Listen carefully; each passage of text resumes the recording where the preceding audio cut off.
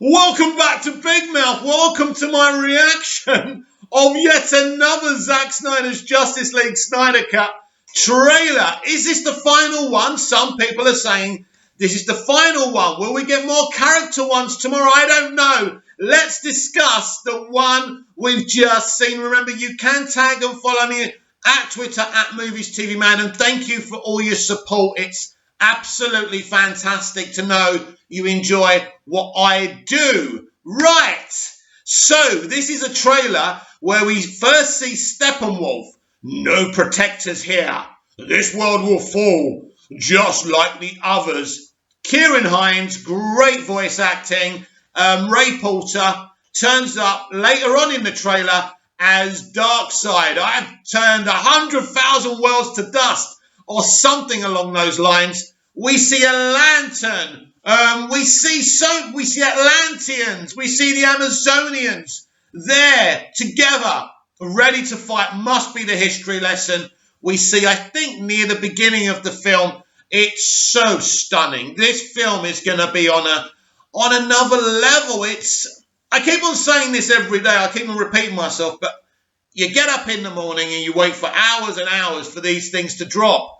And one of the things I'd love to ask Zack is, how does it feel that everything that you post, the marketing, the trailers, makes hundreds and thousands of people around the world glow with happiness? There's so much destruction in this world right now, so much negativity online. But what Zack has done for the fans is absolutely beautiful. Everything he does in terms of his art is to make us happy. He appreciates us, and we appreciate him. That is what families mean, everyone. And this latest trailer is absolutely off the fucking scale. It truly is magnificent to see. You know, we talk about superhero films, we talk about the MCU and their lack of effective villains. Yes, Infinity War had a great villain. Endgame destroyed that villain as far as I'm concerned. But we got Steppenwolf. We've got Darkseid. There's this big arc going on between these characters because Steppenwolf is on a mission from Darkseid to destroy Earth and collect these mother boxes they failed to collect all those years ago. But there's this subplot where there's this twisted relationship between Darkseid and Steppenwolf. You know, Steppenwolf, there's no love lost between them. And we've heard Zack talk about this ages ago, months ago, years ago. And so, although Steppenwolf is doing Darkseid's bidding, he wants to be free of this tyrant. And that's something really relatable we can get our teeth into when we finally see this film, whether you're seeing it on the 15th or the 18th or whenever you're going to see this film. This is, you know, alongside these heroes getting together, seeing their story arcs. And really, look, this trailer again really grabs hold of the gravitas that only Snyder can do. I remember watching 300 for the first time, not knowing Zack's name. And the one thing that I remember saying, this guy, whoever's done this film, is a genius. And Zack Snyder is a genius. There's no question about that. He's able to visually imprint his story onto you. And in this 1 minute trailer, you see it all there. You know, his villains in this film are grotesque. They look grotesque. They're scary. If these two geezers invaded Earth now, you would be fucking scared. They're powerful. They're relentless. They're ruthless. And Steppenwolf and Darkseid in all the graphic novels always have been this way. But even Darkseid has got a story arc in this film. We kind of find out why he is the way he is. Why is he doing this? We're going to find out in this film. This is a character-driven film. Don't listen to the haters. But again, I look at the trailer and I think about it quite deeply and what this means, that these two villains have tried to grab these mother boxes before and they failed. Now, this time they're more powerful. They've come with a plan. As we saw in the old trailers back in 2017, we don't hear it in this trailer, but the whole line is, no defenders here. no lanterns, no Kryptonians. They think that this time the Earth is there for the taking. And in a lot of ways, this is an easier challenge for them. Back in the day, the Atlanteans, the Amazonians, the Lantern Corps were fully trained, people who could deal with a threat like this. This is why Steppenwolf and Darkseid were actually defeated the first time. But this time you've got these heroes who are not sure who they are. You've got Batman, older Batman, a grittier Batman who he's been through so much. You've got the Flash, who hasn't experienced very much. You've got Wonder Woman, who's experienced everything, but because of what happens with that explosion in London, she starts to doubt herself. The Flash is doubting himself. Aquaman has got so much on his mind. Does he embrace Earth? Does he embrace Atlantis? And so you've got Superman, who's about to come back from the dead, very disorientated as well. So this is a great story that says, this is a challenge to these heroes. And what this trailer actually demonstrates is what a threat Steppenwolf and Darkseid are. It's brilliant. Every piece of marketing Snyder has put out there, and this is his marketing, these trailers are edited and cut by him personally, and he's tried to show this in this trailer, what a threat these two villains are. And it's like Christmas Day, and I keep on saying this, Christmas Day is approaching. And for us fans, the people who fought for this, it's a really emotional thing. You can feel it, can't you? You can feel something special coming towards you. We stood with Zack. We stood with one of the most talked about directors in the world. Sometimes some of you have gone on to Vero and he's spoken to you. A sensational moment. He's replied to one of my comments on Vero before. So just look. He is a unique figure, a unique artist, and he really is an artist. And again, just by looking at this trailer, you can see that he's an artist. It's sensational that this opportunity has been put in front of us, and for Zack to finish off this movie. But that's not all I've got to say in this video. There is a very, very interesting interview between the Hollywood Reporter and the guy who plays Deathstroke. And so I have forgotten his name, but I'll read it out in a minute in the article. A very interesting article that hints that there is a future, a restoration for the Snyderverse. Okay, let's do this. It's Joe Manganiello. I told you, I just said it on Twitter. I wish I had a photographic memory. I forget everything. So how Joe Manganiello's Deathstroke ideas seeped into Zack Snyder's Justice League.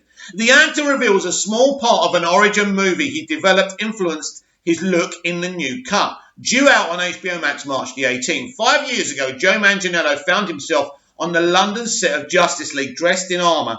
Actors such as Gal Gadot, Jason Momoa and Ezra Miller crowded around a monitor to catch a glimpse of the test footage of Manganiello in action as Deathstroke, the villain he would be playing in a planned The Batman movie from director and star Ben Affleck.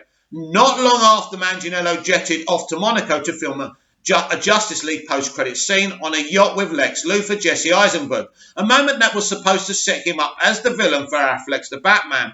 6 months later, I got notification that Batman wasn't going to happen, Manganiello told MTV's Josh Horowitz in a new episode of the Happy, Sad, Confused podcast. In the years since Affleck left The Batman, Manganiello has experienced ups and downs in his journey with Deathstroke. He wrote his own treatment for an origin story movie. I mean, what an actor. I do love actors who are invested in the characters they're going to play. And it's not just a job and it's not just saying the lines. I love that. And after a 2-hour Skype meeting convinced the Raid filmmaker Gareth Evans to sign on, despite the director not being studio movie kind of guy.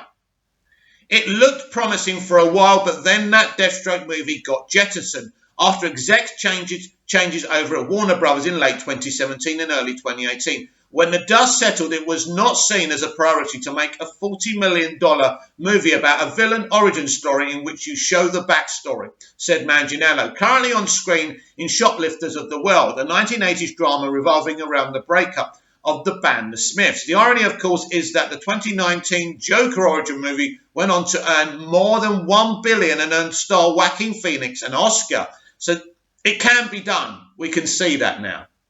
Manganiello had more flirtations with Deathstroke after that before James Gunn boarded to direct this August The Suicide Squad. Manganiello was also in the mix for a sequel to David Ayer's 2016 Suicide Squad. Didn't know that.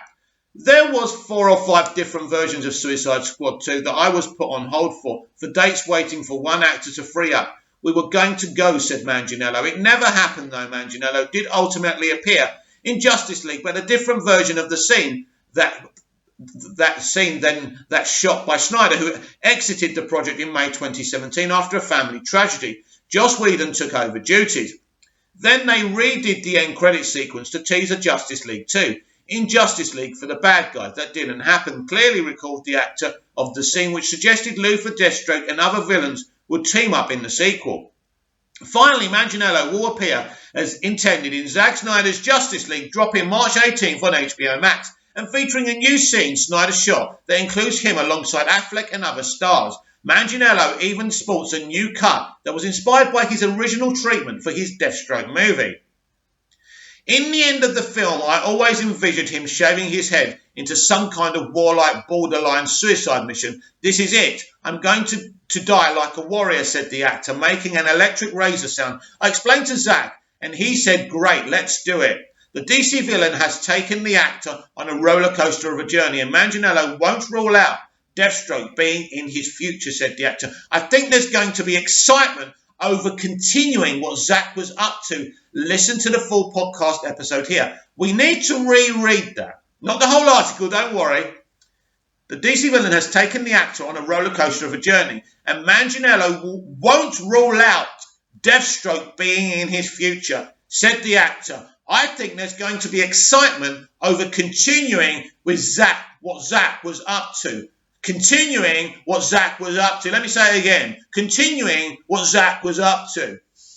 I think there's going to be excitement. Continuing what Zack was up to. Sorry I'm repeating myself, but what the fuck? Is that confirmation that we have restored the Snyderverse? Should I get up and dance? I think I should. Because that kind of sounds like he's saying the Snyderverse has been restored. Listen, I don't know, but it does sound like that, doesn't it? And if it is, you lot don't understand what this means. Oh, I understand what it means to me and what it means to you. I'm not taking away your pride and saying mine's bigger than yours or anything, although we won't go there. But basically, it sounds like this guy, Joe Manganiello, who seems very committed to the Snyderverse and his take on Deathstroke, is saying people are going to be very excited. Look, I need to look at this again. I'm sorry. I think there's going to be excitement over continuing what Zack was up to. So he kind of says, it's not like he's saying there could be excitement. He's saying, I think there's going to be excitement. So it kind of can be it can kind of be deemed two ways, that kind of there would be excitement if we continued what Zack was up to, but he doesn't really, it doesn't seem like that. I think there's going to be excitement over continuing what Zack was up to. It actually seems like he's pretty sure that we're restoring the Snyderverse. And I did a reaction to Superman and Lois, and after I tried to play some audio of Zack saying that they forced him to basically say that the Zack Snyder's Justice League Snyder Cut isn't canon. And I reacted to that also on today's DCEU Daily. Probably haven't seen that yet. It's uploading, or it may have uploaded already. I don't know. The internet's terrible here. But the thing is here, the point is, they made him agree that the Zack Snyder's Justice League Snyder Cut isn't canon. Could it be that they're more than happy for the restoration of the Snyderverse as long as it's an Elseworld and has nothing to do with the central universe? Zack even said they see Justice League as canon. I've discussed this already and erupted about this already. I'm not actually that concerned about Zack Snyder's Justice League Snyder Cut not being canon to the central DCEU. I don't care about that. I care that these fucking clowns are seriously considering having Justice League as canon to their central universe. When it's a barrel of shit and it's about betrayal and toxicity. Why would you do that? Is any fan, anyone who watches this movie on the 18th going to actually accept that? No. But Zack seems happy to have made that agreement so he can continue what he's doing. So if we go with what Joe Manganiello is saying here, the Snyderverse has been restored.